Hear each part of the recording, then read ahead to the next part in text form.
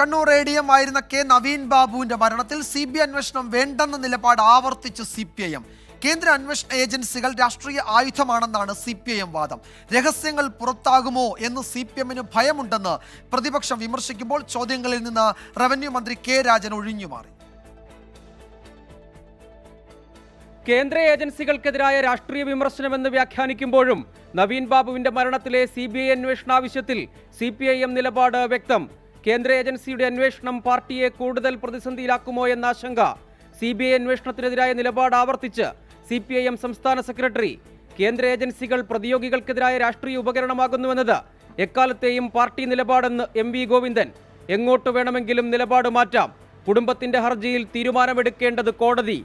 അവരെ ആവശ്യം കോടതിയാണല്ലോ പരിഗണിക്കുന്നത്. ആ കോടതി പരിഗണിക്കുന്നതിൻ്റെ ഭാഗമായിട്ട് കോടതി എന്താണോ പറയുന്നത് അതനുസരിച്ച് കാര്യങ്ങൾ നീങ്ങിക്കോട്ടെ.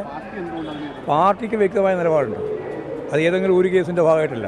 CBI എന്ന് പറയുന്നത്, ED എന്ന് പറയുന്നത്, IT എന്ന് പറയുന്നത് പ്രതിപക്ഷ രാഷ്ട്രീയ പ്രസ്ഥാനങ്ങളുടെ നേതാക്കന്മാരെയും പ്രവർത്തകരെയും കടന്നാക്രമിക്കാൻ കേരളത്തിലും ഇന്ത്യയിലും ഉപയോഗിച്ചുകൊണ്ടിരിക്കുന്ന കൃത്യമായിട്ട് കോടതി തന്നെ, സുപ്രീം കോടതി തന്നെ പറഞ്ഞതുപോലെ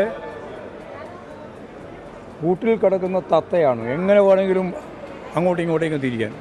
ബിനാമി ആരോപണം മുതൽ വ്യാജ കൈക്കൂലി പരാതി ആരോപണത്തിൽ വരെ കേസിൽ ദുരൂഹതകൾ ഇനിയും ബാക്കി.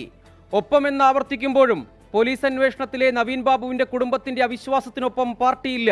CBI അന്വേഷണ ആവശ്യത്തെക്കുറിച്ചുള്ള ചോദ്യങ്ങളിൽ നിന്ന് ഒഴിഞ്ഞുമാറി റവന്യൂ മന്ത്രി കെ രാജൻ.